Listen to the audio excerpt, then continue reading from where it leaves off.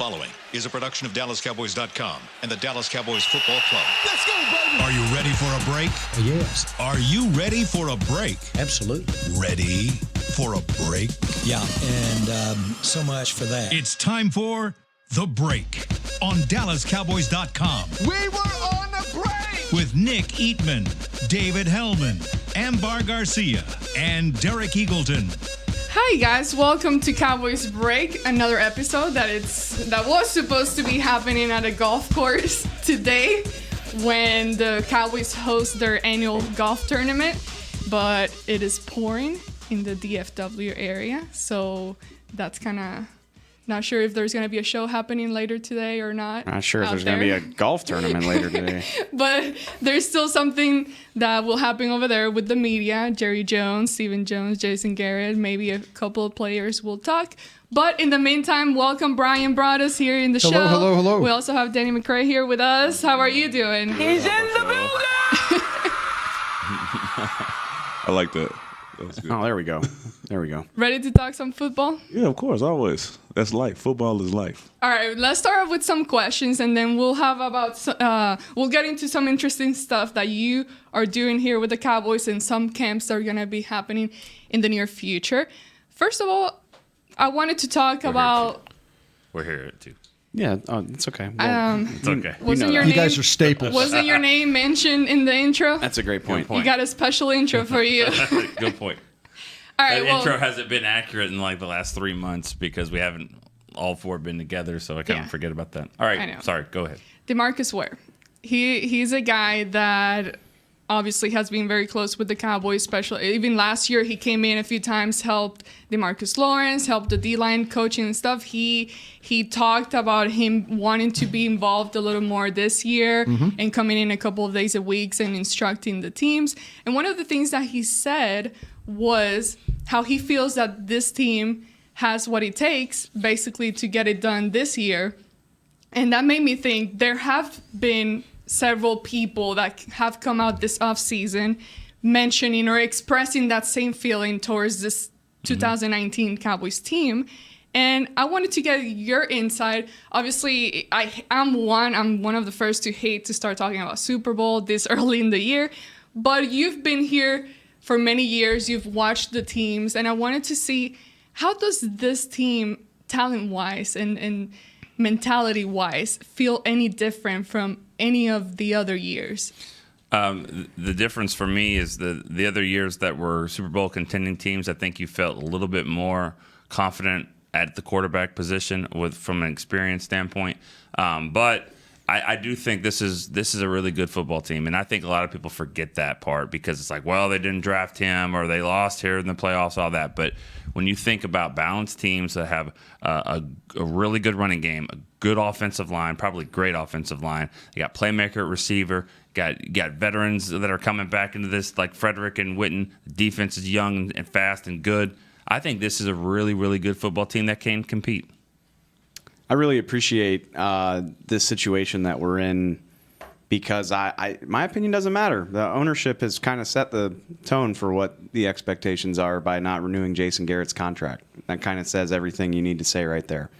This is a talented football team. They need to make the playoffs. They need to make a run in the playoffs probably for this to be considered a successful season. If that wasn't the case, Jason Garrett would probably have a new deal.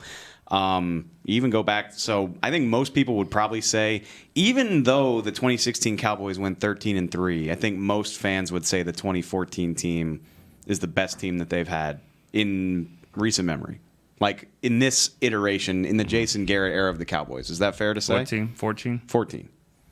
Yeah, Dez. I would think the 16 team.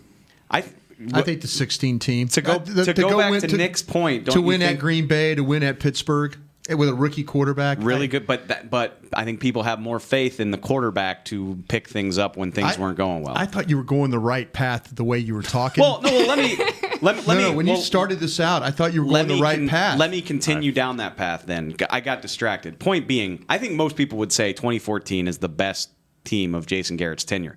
Expectations for that team were not good. They were actually really bad. Like Jerry Jones, who's the eternal optimist, said before the season started, like, we know we got an uphill battle. That's like he right. basically was like, we might not be very That's good. after years of getting his butt kicked, predicting Super Bowls. Well, and then they're one debatable call away from the NFC Championship game. And I know Green Bay would have got the ball anyway. Shut up, doesn't matter. Point being is, the expectations for this team are high and should be high. Like, where's the flaw in this team? I guess the coaching staff. Ooh, kind of like how I started this thing off. Well, no, Yeah. this is because I'm not saying just because I'm critical of Jason Garrett, but Nick just described, and I think we all agree, it is a very talented team. It's a very deep team. What do we know about Kellen Moore? That's the thing. Not much yet. And when I talk about coaching, I'm not just trying to pile on Jason Garrett like I do every day. But I'm just trying to say, if we understand what Chris Richard now, if Kellen Moore has the same results that say that we had from Chris Richard, I think you'd have to be pretty happy. This team might be on the way up. If Kellen Moore has as good of an impact as Chris Richard did in his first year, then this team should at least be playing for an NFC championship. Now Nick's analysis and your analysis, I'm sure Danny's going to say the same thing about the team, the talent. Maybe he won't. What is Danny going to say? No, that's what I'm saying. wonder. That's what's interesting. But I'm going to say this, though. I thought you were going down the path. I don't know what Kellen Moore is. I have people tell me what Kellen Moore is, but I don't know what Kellen Moore is. He could come in here and he could work his magic just like Chris Richard did, and this was a top 10 defense, top 10 scoring defense. It's just to the bitter end. They got run over by two teams that are really good offensively. But I think the biggest question about this team is not the talent or the quarterback or anybody else. It's the coaching staff. And can Kellen Moore and let's be honest too, Mark Colombo, halfway through the season, right? Mm-hmm. Coming in. So I'm interested. I think the thing that could hold this team back is if they start off initially and Kellen Moore doesn't hit the ground running, then that talented team could very well have some problems. We asked Danny to come on the show and talk a little bit about camps, and all of a sudden, we'll get to that. But come on, Super Danny, Bowl fire team, the coach with Brian. Super Bowl team or not? Yeah. I'm not one of those guys that likes to go Super Bowl, before the season starts. So I think you and Ambar. Yeah, right. I think the team is talented. I like what you said about the coaching staff, but I think that we have to understand that it's Kellen Moore and John Kitna that are the question marks. And I played with John Kitna, so I do have faith in him to pick things up if it doesn't start well for Kellen. And I think he saved the season. I mean, he got Jason Garrett his job.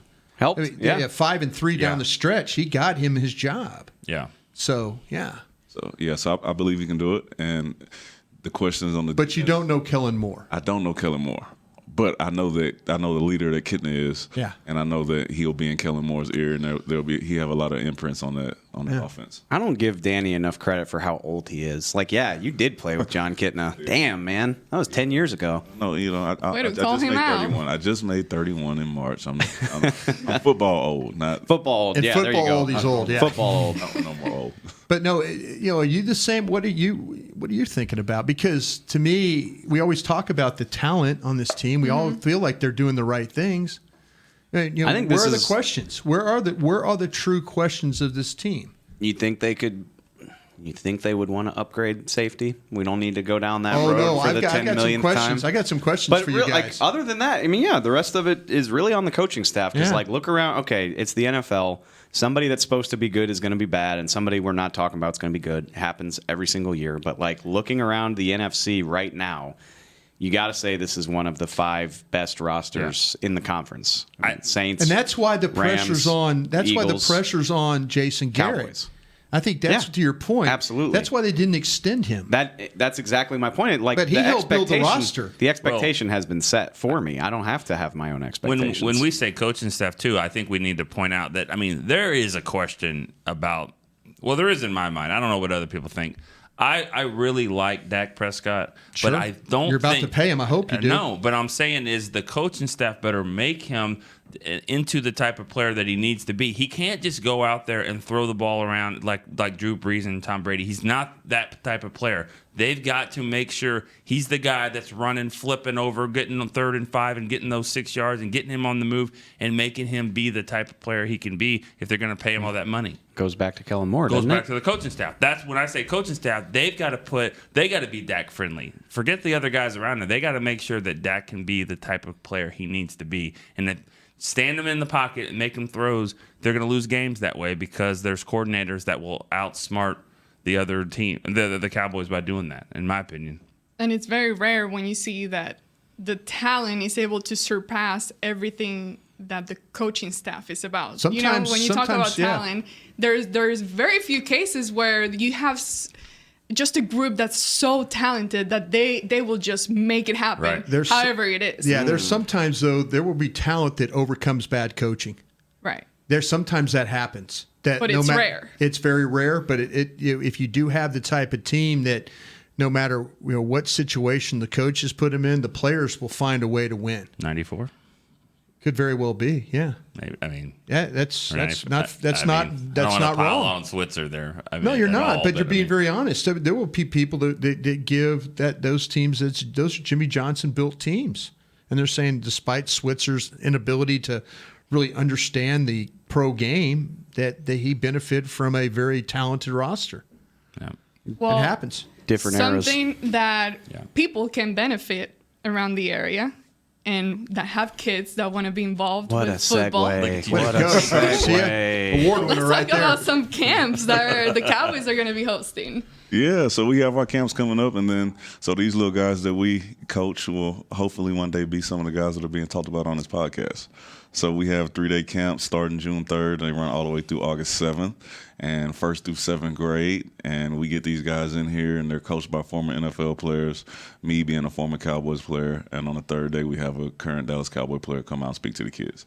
So we have great drills, great teaching, great learning experience for the kids. Boys and girls? Boys and girls. We also do cheerleading camps, so those girls who want to come out and cheer for their brothers and their friends, we have that as well. And the boys and girls for football as well. Boys and girls for football, And then- boys and girls for cheerleading. Okay. This is all happening at the Star? We have 8 camps at the Star. We have 4 at the stadium and 1 at the Baylor Sports Performance Center, which is directly next door. How'd you get hooked up in this?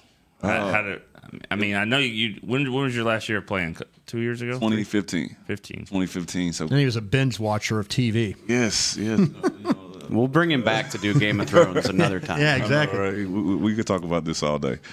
So I retired. Well, I didn't get called back, and then I sit at home for a little bit, and I figure I need to go back to school. I get my MBA, and I get my MBA, and I started applying for jobs, and I'm realizing that the football resume is a little shallow. Doesn't have enough stuff on there. So I applied for an internship to go work at the NFL office. They called me, they accept me, and I go there for 6 months, and I learn a little bit of the ins and outs of the corporate field of things. And I come back, and I'm still sitting at home like I have no idea what I want to do. I've done all this, and I still have no idea. So I reach out to a few people here at the Cowboys, and the rest is history. There you go. Danny, as a kid, did you ever go to camps? Did you ever go to football camps? I went to a few football camps. I'm from Houston, Right. And we're in Texas. Oh, God, yeah, exactly. Football Yeah, is yeah, life. So yeah. our football camps were at the middle school and high school. So it wasn't NFL players coming back or teams. Sure. Camps. It was our coaches saying, hey, the camp is at school and you need to be there at 6. But you have a vision for your camps of what you want these kids to learn. I mean, your experience not only as an NFL player, but your own experiences at camp. You want to make this fun for these kids, Right. but you also want these kids to get something out of it, though, right? I mean, Right. that's really the whole idea. So we do drill, skills, and education for us. And so what we do is we want to, they're 1st through 7th grade, right? So we want to make sure they're having fun. Right. Kids like to compete. They do like to compete. They want to compete. Whether it's They want to racing catch each the ball, other, they like to compete. Right. Yeah. So we put the competition aspect in it. We teach them a little bit about sleep and education and nutrition, and then we let them get out there and compete for a flag football trophy that is a replica of a Super Bowl trophy. So they get photo ops and they get to come on stage. And Where was this for me? Yeah. no, right? Maybe I could have done something with my life athletically, you know? Now, I doubt that we have many mothers listening to this. I don't know. But for those mothers and women that are concerned about kids playing football and the safety of their kids. How do you guys do this? What kind of football is it? How much contact is there?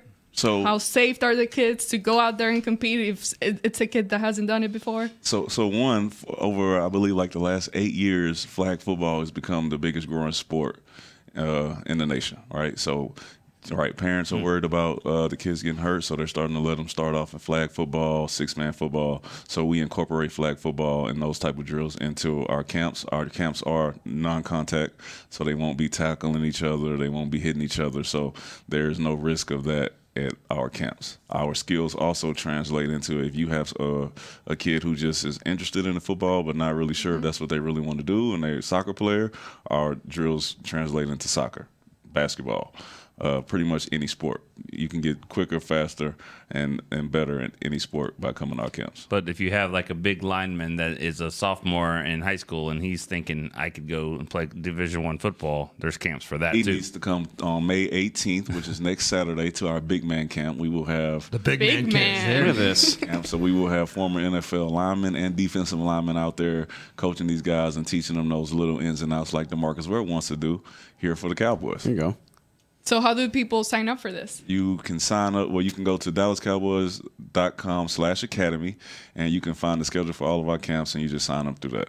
Awesome. How much? What, you played in the league for 6 years? 6 years. I assume these relationships are helping you out a lot in this fact. They are. I am able to get some of the guys that I played with to come out to these camps, and with me just retiring about 2 or 3 years ago, a lot of the kids are still recognizing some of the guys that I played with. There we go. So it's exciting for them. Who better to learn from? Absolutely. Nice. Yep. Well, thank you so much for coming in today and telling us about this. I've been to one of the camps before. It was hosted for like the Hispanic community because I know they did that separate, but I think now they're just mixing it up. It doesn't matter what language you speak, just show up, do it. It's really fun. I saw the kids having a great time. So make sure you check it out if you have kids and sign up. Thank you, Danny. And good luck to you over there with all those kids running around. Thank y'all for having me. DallasCowboys.com/academy. Boom. All right. Go Tigers. All right, let's talk. Number 44. No. There's no. in We your don't program. talk about college stuff here. The okay? LSU Tigers. No. We're gonna National take a break. champion, Danny McCray. Sorry. I don't like purple. We're gonna take a break. We're gonna take a break, and when we come back, we'll keep talking about this 2019 Cowboys roster. Kaboo, Texas is 3 days, 6 stages, over 100 artists, including The Killers, Lionel Richie, Leonard Skinner, Ms. Lauryn Hill, Kid Rock, Alanis Morissette, Little Big Town, The Avett Brothers, Counting Crows, Pitbull, Sting, The Black Eyed Peas, and the list goes on. Don't miss Kaboo, Texas. Single day and 3-day passes are on sale now. Visit KAABOOTexas.com to get your passes today. While a player could look good on paper, it's when he's out on the field that you really find out what he's made of. That's why the Cowboys rely on more than just stats and scouting reports when building their team. When picking a tractor, it's why you should rely on more than just specs and features. You've got to take it out and put it to the test. The Cowboys did when they named John Deere their official tractor. Experience one for yourself. Visit myjohndeeredealer.com/football. Do you want the most interesting, up-to-the-minute Dallas Cowboys news straight from the Star in Frisco? How about exclusive and on command? That's right, news and nuggets you can't find anywhere else. With our exclusive Cowboys content on Alexa, you can have all the answers, secrets, stories, and more. What's Stephen Jones thinking during a game? What's Joe Looney's favorite pregame meal? We take your questions to Cowboys players and coaches, and you can hear the answers directly back to you. Just say, Alexa, open Dallas Cowboys. Want to use what the pros use? How about the official men's skincare brand of the Dallas Cowboys, Jack Black? Right now, you can get the Jack Black Starter, a curated collection of Cowboys locker room favorites for just $10 with free shipping. The starter includes 4 Jack Black skincare favorites, plus a full-sized intense therapy lip balm. Go to getjackblack.com/Cowboys and use the code word TEAMJB. That's getjackblack.com/Cowboys. The Jack Black Starter, $10, free shipping. The excitement of Dallas Cowboys football is back at AT&T Stadium. The place is going crazy in Arlington, Texas. Don't miss your chance to see the Cowboys live when they host their NFC East rivals, the Eagles, Giants, and Redskins, plus the Green Bay Packers and more. Elliott works his way through and walks the dog. Single game tickets are on sale now. Get them before they're gone. First and goal, quarterback sneak. Prescott pushes up the middle. Touchdown. Visit DallasCowboys.com to get your tickets today. Back to the break. Welcome back, guys, to Cowboys Break. We talked about camps. We talked about coaching staff and the talent. Now I have another question. I know there are a lot of people out there that don't really get to be around here, obviously, and wonder about people's dynamic, like relationships, the environment, the dynamic, the energy, the players being on the same track as long with the coaching, supporting Jason Garrett. How is that? Do they get upset? Is there some traction there happening? And I wanted to talk about that whole locker room environment. Obviously, we haven't had the chance to be in there this year yet, but it's happening soon. But we know most of the veteran guys, it's pretty much the same. How do you feel about the dynamic around the locker rooms and the players and their relationship between the coaching staff? If you got a social media account, you don't need me to tell you. I mean, the stuff this team does between itself is pretty unbelievable. I mean, they all went to Duke together. Like, what, was that a week ago, 2 weeks ago? 2 weeks ago, yeah, right. It's right before the draft. And Jason Garrett's got like a leadership council. It's like, I mean, it feels like it's like half the team, but I mean, the teams, like I said, look anywhere on social media. This team's leaders, basically their starters, they go everywhere together. They all flew up to Duke together. They went to a shooting range with like a Navy SEAL team a couple weeks ago. They went to Dirk Nowitzki's retirement. They go to Stars games. They're all always here together. I mean, the whole team's been going through the offseason program. I mean, it would be unrealistic to think that they're all just best friends all the time. But like this team clearly has a very strong bond that you don't see that often. And they added a guy back from the broadcast booth. Yeah, that was a big locker room guy. With I'll be interested to see 20 basically new names if you think about this offseason with the draft picks, the undrafted free agents, and then you look at the guys they added in free agency on those one-year deals. Think about that as your team, as you're talking about building and going forward. 20 new personalities, as we get ready for camp. And so you better have some guys. Is it really that many? Yeah. Okay, so if you think about it, the got an 8-person draft class. 8-person draft class. How many did they add in the free agency? You brought in Quinn, 2, 3, Cobb, 4, 5, 6, 7, 8, 9, 10, 11, 12, 13. 13 undrafted. You're right. Undrafted. Yeah, you got undrafted. So you added 20-something bodies, new bodies to this thing. I'm not trying to, you don't want to write anybody off, but like the majority of the guys that are definitely going to make the 53 are not new faces. It's going to be hard for these rookies to make this team. Yeah, this is a young team that was talented already. So, I mean, there will be, some undrafted guys. There always are, and Brian's done a scouting report on all of them if it concludes today. But it's gonna be hard to make it when you think about backup corners that are already Anthony Brown and Jordan Lewis. It's not gonna be easy for a guy to come in and be better than that. So, but that's a good thing. It's a good thing. To answer your question though, from my perspective, this all sounds good, and the guys that are having some good camaraderie right now, all great. But when the bullets start flying at the during the games and all that kind of stuff. How do they act then? Or is there finger pointing and stuff like that? Like it all sounds good now, and I think it's going well. But when it really gets down to it, this team's got to be able to handle adversity on the field and stuff like that. They didn't do a good job with it in the Rams game, and there's been times this year when that didn't happen. So this is good. It's a good start, but I'm just saying, the end result obviously is the biggest thing. You're absolutely right, and no two teams are the same, but this team was staring at 3-5 and didn't do that. What's a bigger adversity than that? We thought the coaching staff was gone. Definitely didn't think they were making the playoffs. Yeah, if they didn't make that trade, though.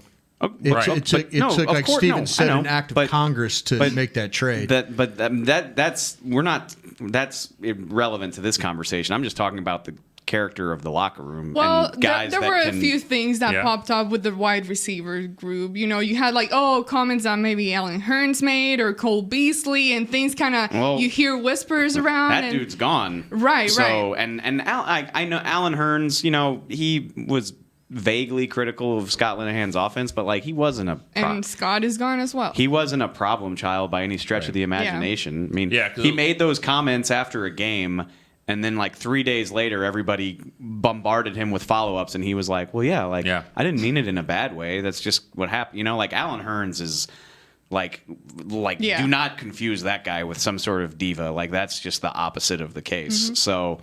And we don't really have any divas right now. So, to previous years, you had several guys who... No, it's not a who. It's every year. This is one thing I have noticed. Someone pops up. You always think that. Taco. Oh. That was a hell of a drop. He knew exactly what he was doing. Well, no, I mean, whatever. Whether it's Taco Charlton, whether it's somebody else, I'll steal the words right out of Nick's mouth. I've done this long enough to know that there will always be a guy. Yeah, there's a guy. When one guy leaves, another guy replaces him. Maybe he's not happy with his contract. Maybe he's not happy with his playing time. Maybe he's not happy about the narrative in the media about him. There will always be... Ratliff became that guy.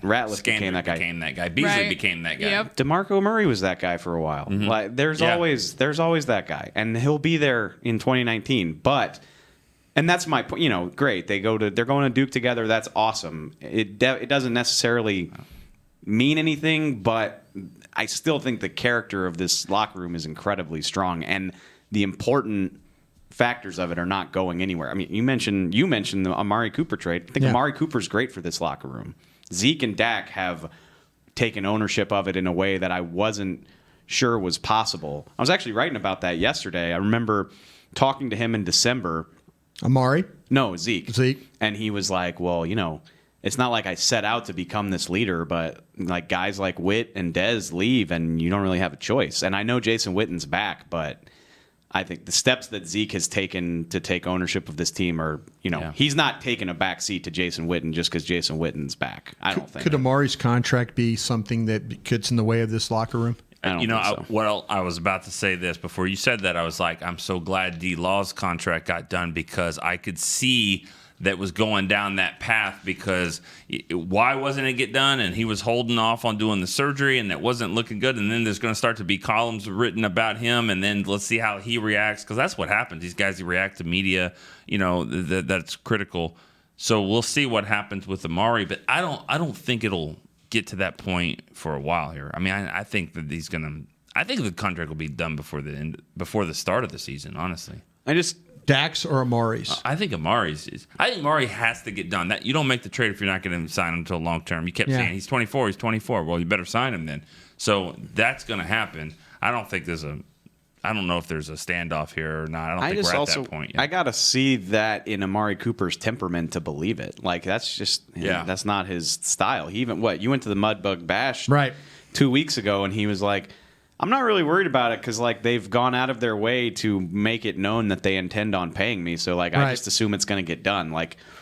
He didn't sound disgruntled 2 weeks ago, and I would have to assume that it goes a lot further than it is right now before he would get disgruntled. Yeah, I think these reports we're hearing about premature disappointment and offers being high and all. I think that's way again premature. Absolutely, those reports. And the Cowboys have seen this before because I remember. This is a different era, but still, Tony Romo was when he had about 10 good games in 2006, and then now he's the starter in 2007. So he just kind of came out of nowhere, and his initial offer on his new deal was higher than what Peyton Manning was making right then, and Peyton Manning had just won the Super Bowl, and so the Cowboys were like, okay, that's where we start. And this is it. And then they find a middle ground. So his agent might just be saying can find some way in the numbers to say he is better than Julio Jones. Or Antonio Brown, or who is the highest paid receiver? It's Beckham now, isn't it? Yeah, it's Beckham. Yeah, it's probably going to be Julio. I mean, he asked. That's what they're talking about. Yeah, I mean, he's up in there in the top 5 to 8, I think, and he'll get paid that way. I think so too. And personality-wise, he doesn't seem like one that would Yeah. create any problems No. with that or Exactly. hold I think we out. kinda Worry ran about a the diff- silent ones. I think we kind of Yeah. really. Ooh, you think? Yeah, Well, I would. That's kind of what we said. I mean, those guys do develop. He's not going to. I don't think Amari's going to develop into that. I would have to see it to believe it. It just hasn't. It hasn't been even. I mean, even in Oakland when things weren't going well for him, you weren't reading or hearing a ton about. Sure. But that's what I'm saying, though. They came to the point there where they made the trade. Mm-hmm. We didn't hear about anything, but they did make the trade. I think Oakland. I mean, they did the same thing with Khalil Mack too. Sure. Like I think that's. More I think you heard more from Mack than you did from. But you didn't Amari. even. Khalil Mack didn't make a stink either. He just didn't report, which players do that all the time. And I think the whole Cooper thing was, we've heard, well, he doesn't love football. People say that about guys. He that, loves football. People say that about guys that aren't. Are quiet. Yeah, that are quiet. Like, he doesn't love football. Yeah. Just because he's not Ray Lewis rah-rah. Until something happens to change my mind, I think that's just more about John Gruden trying to get his guys. Sure. I hope the other two contracts don't become an issue, though, and I don't think they will. But you talked about the leaders, right? Zeke and Dak, and then those two guys do need contracts. So if it does drag out there, and then those guys have to make decisions that are smart for them, that's where it could be an issue. Hopefully, none of that happens. It's a lot to consider. Stephen Jones said last week, Zeke is the straw that stirs our drink. He called him a priority to resign. He also said, well, maybe we're not talking about it as much because we've got 2 years to get it done. I wonder if Zeke hears that and he's like, do you? Yeah. Let me just say this. I don't know. Before anybody freaks out, it's just me I've said thinking this out loud. on my show. There's, the Cowboys are open for business if people want to come talk about these contracts. Yeah. I didn't get because I asked a couple of guys, I said, is there now a priority? Is it Dak? Is it, how do you, and they're like, nah, you want to come in, the music's playing, don't get left without a chair. Don't be the guy, if you're going to be the last one in, then you might not get all the money you absolutely want. But it sounds like to me they've got the open sign and they're ready if these agents want to deal with them right now. I mean, they proved that they're willing to deal with you. They did it with Lawrence. And just don't be the last guy waiting for a chair. Before the roster, Byron Jones. Yeah. Before the roster goes down to 53, I just think we're going to be covering 1 to 2 more extensions. That's my I think getting on the plane that 25th of July, there'll probably That's be when it's something. gonna happen. Yeah, there'll be one that's more scrambling The Zeke around. one has to before Labor happen. Day. Packing a box. Yeah. Zeke has done absolutely everything that you can think of or dream of about a player, what you would want. Look at everything he's done this offseason. He's been on headlines and news, and everything has been about good stuff. The only one that popped up, yes, knock on wood, the only one was like, oh, is he fat now? Look at him.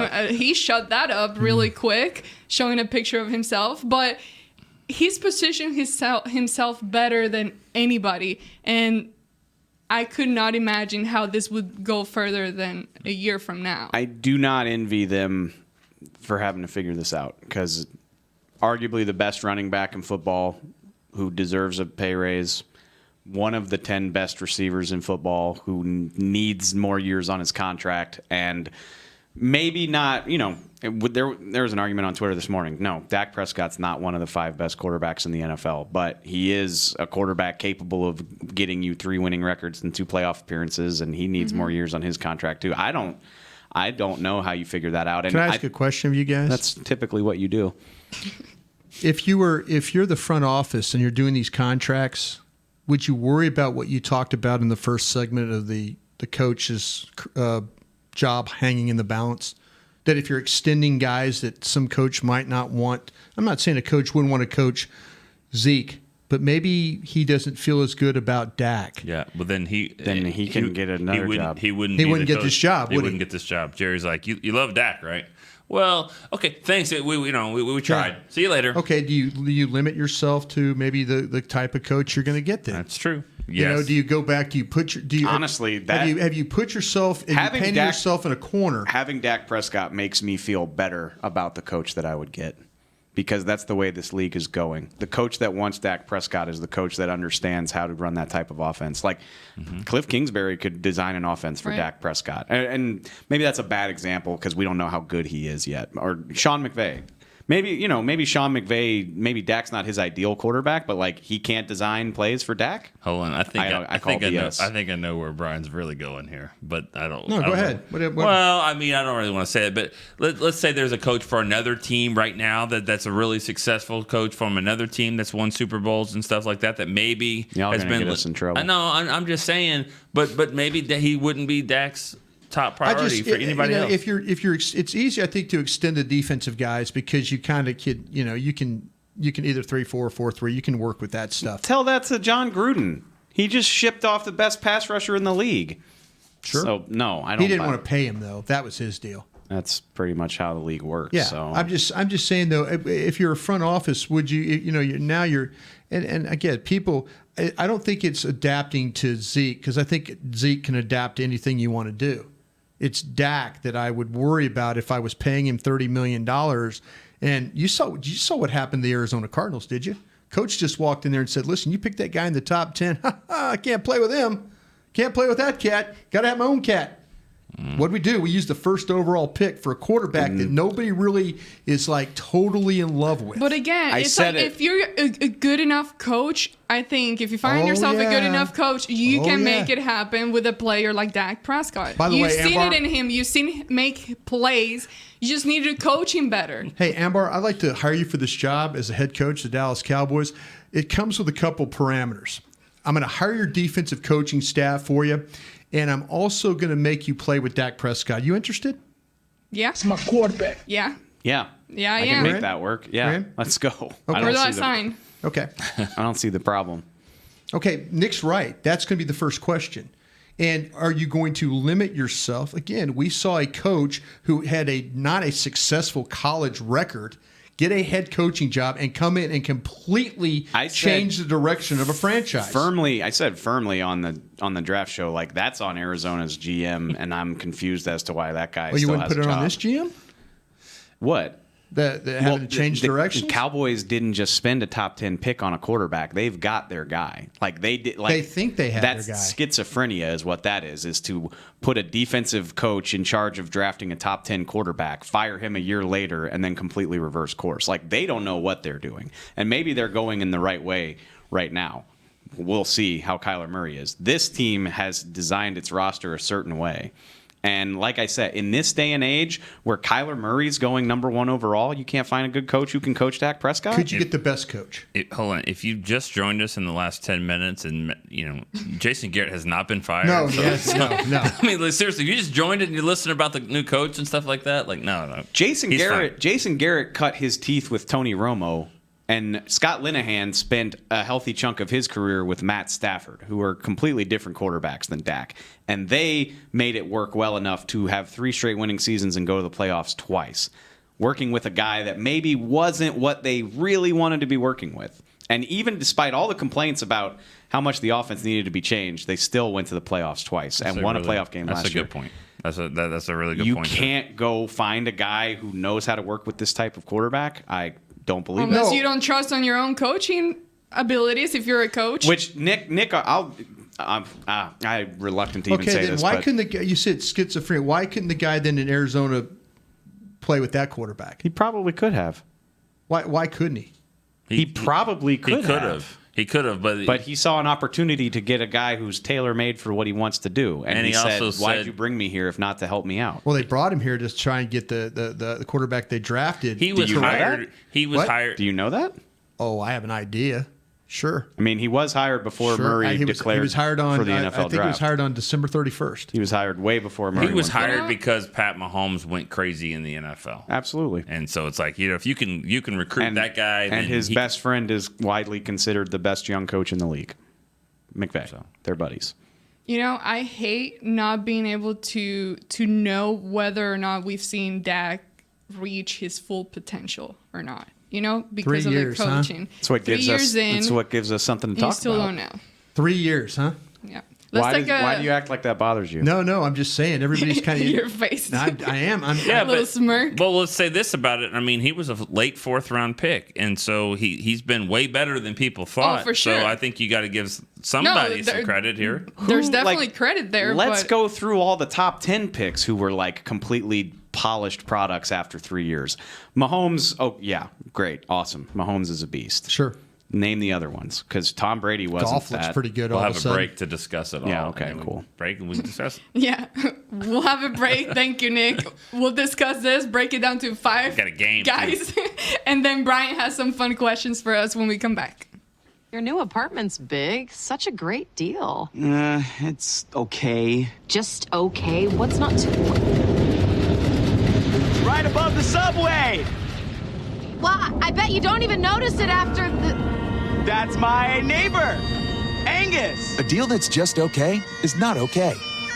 Get a great deal with America's Best Network. Come into an AT&T store and learn how to buy one smartphone and get a second one on us. Based on GWS 1 score, September 2018. It's time for Tailgate with the OtterBox boys. OtterBox? The makers of those crazy protective phone cases? The one and only. They're also wild about protecting parking lot parties from sad drinks. It's why they made elevation tumblers. Rumor around the crock pot is they're made from stainless steel with a copper lining to keep temps hot or cold. True. They even come in 7 different sizes, up to 64 ounce, the growler. I like how OtterBox drinks. I mean, thanks. And that's been Tailgating with the OtterBox boys. Check out all the colors and sizes of their elevation tumblers at otterbox.com. A man's Stetson doesn't just protect him from life's elements. It projects an unstoppable and legendary spirit, just like the men wearing silver and navy on the field every Sunday. Since 1865, Stetson hats are American-made with pride right here in Texas. They are still the official crown of all self-respecting Cowboys. And Stetson is proud to be on the field with America's team. Find Stetson hats in the Pro Shop or at Stetson.com today. Star Sports Tours is the only official fan travel partner of the Dallas Cowboys, offering exclusive game weekend travel packages with sideline access and photo ops with current players, alumni, and cheerleaders. That's not all, though. You'll get to talk X's and O's with Senior Director of Player Personnel Will McClay, and of course with yours truly, me, Brian Broaddus. You can trust the official fan travel partner of the Dallas Cowboys, and with us, you'll travel like a pro. Visit cowboystravel.com to book your travel package today. Back to the break. We had a great conversation during the break. We were able to come up with 5 names. Or not. The thing I just want people to know is that Brian does this on purpose. It's not true, David. He loves it. He loves He just it. loves to stir up He controversy. has some interesting, He's the maybe straw that controversial stirs the drink. questions. I got some questions for you, Yeah. cats. All right. You ready for this first one, guys? Yeah. Who's the one player that you'd like to throw a lifeline to? Can you elaborate what you mean by that? Lifeline? Well, I'm not being a smart, but like what? Like you're playing a game and you Maybe in get a little to call? trouble on this roster. Maybe, is there a player you have that you'd like to throw a lifeline to? That makes sure that he's still around. He looks like he could be drowning. Yeah. Looks like he could be drowning. This Kids is either a listen to this movie or the final round of Who Wants to Be a Millionaire. Yeah, I think it's Who Wants to Be a Millionaire. Yeah, lifeline, guys. Yeah. Oh, life. I was thinking like It is. I was thinking like Jaws, No. like Lifeline. This is Who's a great. player you want to throw a lifeline to? Oh, Cue up the drop. do it. I was thinking that too. Taco. Yeah. There you go. Yeah, I think he needs a lifeline. Brandon Carr. I'm not ready. I'm Let's play all the drops. Here. maybe What I'm being naive. I'm not ready to think that a first round pick is in danger heading into his 3rd year. I know that the defensive line depth chart is pretty What loaded. if Jelks is good? What if? But what happened Joe last year was Jackson? very concerning. I mean, the fact that he didn't have a good was year. healthy at a point and was still not playing. This is to make the team. Yeah, this is okay. yeah. And I know Will McClay. Will McClay did his media tour. He came on our show. He did all the media in the DFW area after the draft. But he said, he was like, I want Taco to go out there and compete and prove that he deserves to be on the roster. But we're not going to hold the train for anybody. Which that's a telling quote. I'll throw one out to that tight end. He can rebound it. Rico? Yeah. Yeah. I mean, why not? Ooh, did you guys ask Will about that? No, we didn't ask about that. No. No, we That did would not. have been good. Yeah. How about my guy Jordan Lewis? Yeah, there you go. I mean, that's just selfish on my part because I like him. I mean, that's a Jordan good one. Lewis was the guy I was thinking of. yeah. I mean, I know you guys are everybody's thinking of Taco and stuff, but I kind of think I know what Taco is. You know, because I kind of saw that at Michigan. So you're writing him off. I saw he's a late bloomer in Michigan. The other player at Michigan was a better player. Jordan Lewis, a better player. Yeah. And Jordan Lewis for 8 snaps against the Saints proved to me that some way, somehow, he needs to find a way on the field if he can. That's a guy I would throw a lifeline to, because I think people, once again, are going to go into the season, maybe not in this room. I know you like Jordan Lewis. Yeah. But I think that was the direction I was going to go. All right, vote is in. I just we think submitted the answer. Jordan Lewis. He's in a screwy situation because they're gonna take the field for the first practice in Oxnard, and he's gonna look like me with all the other corners that they have, which is to say he's short. And I wonder how he fits in what Richard wants to do. It'll be tough, but if you have the talent, you have it, and it'll come out there on the field. I just like that you answered it. Usually you throw out these questions I'll answer and you it don't answer. I'll answer that. How about this one? Could Sean Lee outplay Leighton Vander Esch or Jalen Smith this year? No. What kind of question is that? At his new position? Just can he outplay? Can he force his way? I mean, they're talking. I talked to Rod Marinelli. He says he's going to play him at Sam linebacker, but could it be, instead of having a limited role, could he outplay Jalen or Vander Esch and get his starting role back as a Sam, or as a Will or the Mike? The fact that they're moving him to Sam suggests no. Because if they thought that was a realistic possibility, wouldn't they just have a competition for the Will job? Oh, keep an eye on that. Okay. I don't think it would get to that. I think he will definitely be able to contribute on the field and make some plays and stuff. But as far as outplaying those two guys, I don't think so. I don't either. I think these are your two guys that are, young, fast, strong, ready to go, durable. No. I don't think so. His instincts are going to... I'm not trying to get myself in trouble with the locker room here, but... His instincts his instincts will give him a hell of a leg up. And have you seen him lately? Yeah, he looks good. He's very bulked up. Yeah. Looks like a strong side linebacker. He looks like he's ready to play Sam. But it's arguably the most physical position in football, and his competition is 22 and 23. Yeah. So that gives me pause. So I don't think so, but I mean, I'm not completely willing to bet against him. The guy's an all-pro. And does he think so? Because if I think he's going to go out there and try and beat one of those guys out. I think he'll play they're going to play him at all 3 spots probably, or probably 2 of the spots, the Will and the Sam. But if he's playing well enough, and it's like, okay, well, is he doing? Maybe he'd get a sophomore slump from Vander Esch. I'm not predicting it, but what if he comes in the second year and all of a sudden, you talk about the instincts and stuff like that. I'll say what I said. But you're right about the health, Nick. That's the big question. And he already had the whole retiring thing in his head. I mean, it was talked about during this offseason. That was a question, and obviously he decided to stay here. They reworked his contract, and he's healthy. He's doing well. But we know how the story goes, and when you start thinking that way, and I say that keeping in mind still the kind of passion that Sean Lee has for this game, that it's bigger than anyone I've ever met in this whole building or anywhere. And you said they reworked this contract. I mean, did they rework it, or is it like one of those, 4th of July car sales where they just slashed, Yeah. Reworked sounds better. This is a problem when you're talking about quarterback. It's not a problem for linebacker. You're going to need more than 2 to make it through the season. 3 to play 2? 3 to play 2. Feed Zeke or rest Zeke? Feed Zeke. I don't know why I had to whisper. Feed him. Or rest him. No, feed him on his 3 meals, but don't let him snack all day.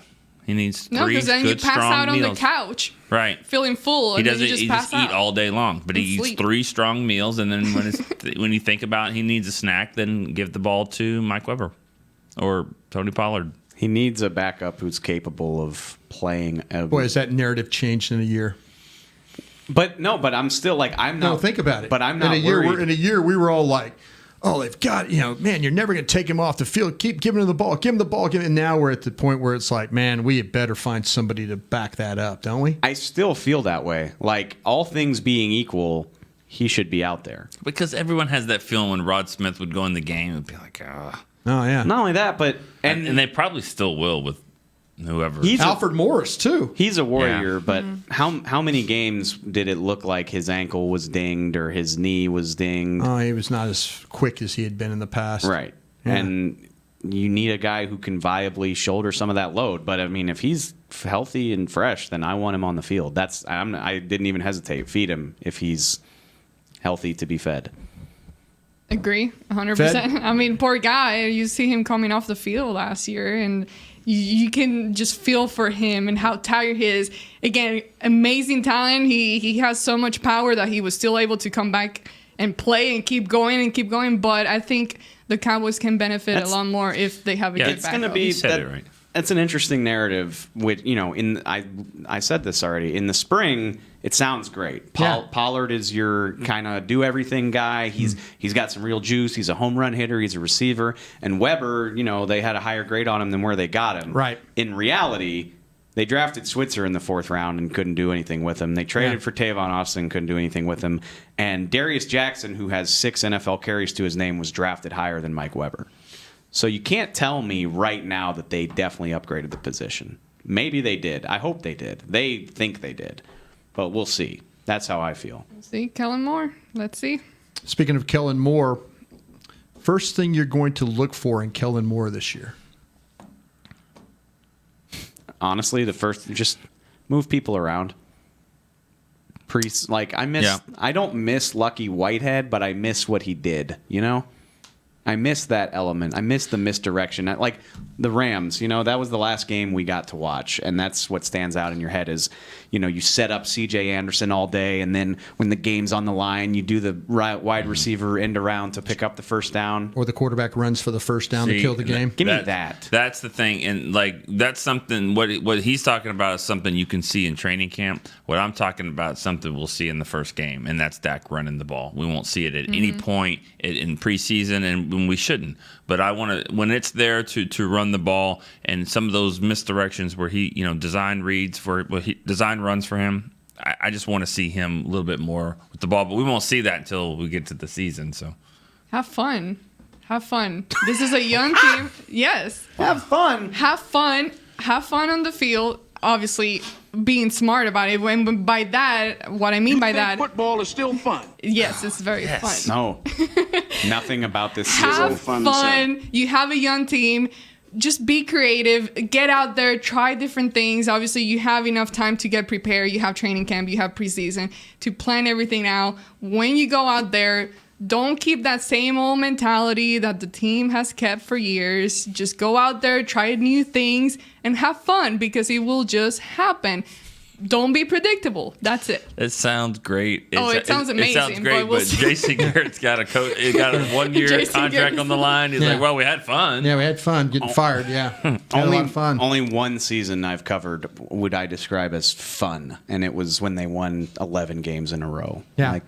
I say don't when you go out there. By that, what I'm trying to say, don't keep repeating the same play. Everyone knew what was going to happen. Oh, here we go again. Yeah. Here we go again. If you have enough fun with it, get creative. Have fun with the playbook. Let's get creative here. Let's try new things, and let's make some magic happen. I absolutely know what you meant. I just, people, players, they're like, man, football stops being fun like when you get to college, and it only gets less fun as you go. So, hey. If you did the same thing every day at your job, it wouldn't be fun. I hear you. You're right. Now you try different things, and then it keeps the job fun.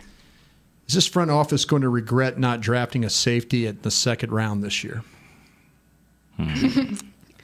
That's tough because, Juan Thornhill's probably going to make this amazing play for the Chiefs at some point this season. We're going to get pointed out on Twitter to us while you're sitting there in the press box in Philly. It happens every year. I mean, T.J. Watt and Taco Charlton, everybody knows. But I don't know. Are they not going to accomplish their goals this year because of what a safety drafted at 58 would be doing? It's possible.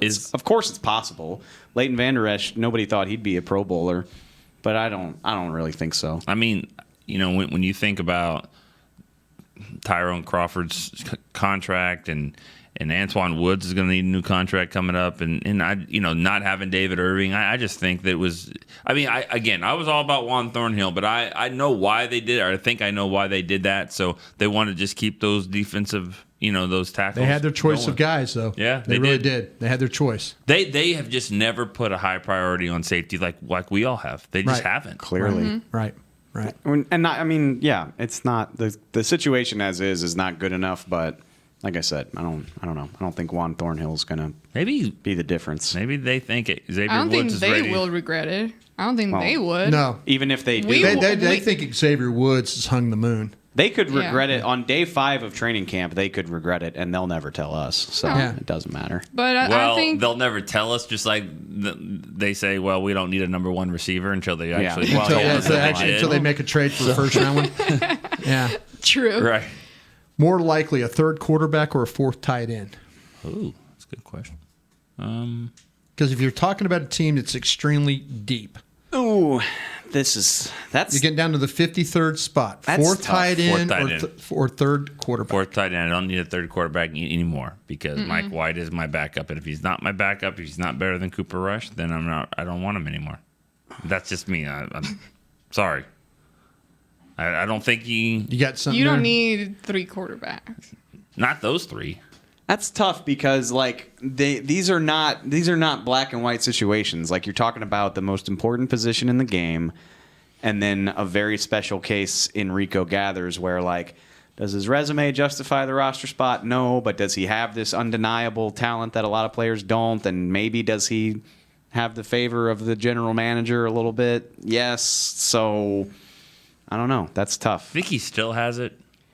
That's why I'm marking B on my Scantron for false. You don't think so? No. Yeah, I don't think he has it anymore. I wouldn't throw him a lifeline if I thought he. All right. Well, in that case, then I'd say the third quarterback. Is it these 3 or somebody else? There's some accounts still out there floating around in the world. You guys act like you know. Oh no, I love Mike White. No, Mike White was my I guy. think if it's between Cooper and Mike White, you need one, That's not one the of 2. those. I don't need them both. You guys act like you don't know this coaching staff. Like, that's exactly the type of thing. Well, I that they don't would know do. the offensive coordinator. What if he's like, I don't need these 2? Then Garrett will be like, Cooper's like me. We're keeping him. That's what he'll say. Well, and Kellen's like, well, Who do you think wins that battle for the backup job then? Between those two. They want Mike White. Or they both just flame. They want Mike White too, but I think Cooper Rush will. No one did anything memorable last year. See, that's what bothered me so much about Mike White. I know. You were sitting in here this time last year telling me he was going to take Cooper's job. And I absolutely believed it with my heart that he was going to be better. And Cooper Rush played his way. He put Kellen Moore into coaching. If you think about it, he basically played well. Okay, Kellen, bye. We're going to make this guy the backup. That's why he's going to be like, I don't need him. Well, Cooper Rush was, 2 years ago, he had one of the best preseasons of any quarterback in the league. Going to Rico. Yeah. And so all of a sudden now, but neither one of them played worth a damn in the preseason. Well, I think that's why you had to keep 2. They got some because they both were so just blah. They got some badass undrafted offensive linemen this year, so maybe they can keep them upright and let us get That's a good one evaluation. thing Mark Colombo did say. That he said, these third and fourth quarters of these preseason games, they'll should be a lot able to better. block. Yeah. So, Yeah. if If I that's had the case, to- Jamil Showers. I just think they'll both be here, and maybe I'll be wrong. I'm wrong about a lot of stuff. So you're going 3 tight ends? No, yeah. 3 tight ends? Mm-hmm. You said Rico. You threw him a lifeline. I still until they cut Rico. I still think he'll be a part of it too. So, I think he'll have a shot. I don't doubt it's gonna happen, but I would cut one of the quarterbacks and see the possibility of bringing someone else in as a backup with more experience. Oh, quarterback. Yeah, quarterback. As far as Rico, I thought that was over last year, but it wasn't. So You were not throwing him a lifeline. You were pushing his head under the water. I'm gonna limit my comments right now. I'm gonna limit my comments. I'm going to do that too. We just won't have a show. Well, the time is up, and I'll probably regret what I was about to say. So I'm not gonna say it. Okay. Thank you, Brian, for coming in the show and No having problem. all these fun questions. Nick, thank you. David Hellman here with us, texting Thanks. on Twitter. You know Twitter it. man. Thank you guys so much for tuning in for another episode of The Break. This has been Dallas Cowboys Break on DallasCowboys.com radio. This has been a production of DallasCowboys.com and the Dallas Cowboys Football Club. How about this, Cowboys? Yeah!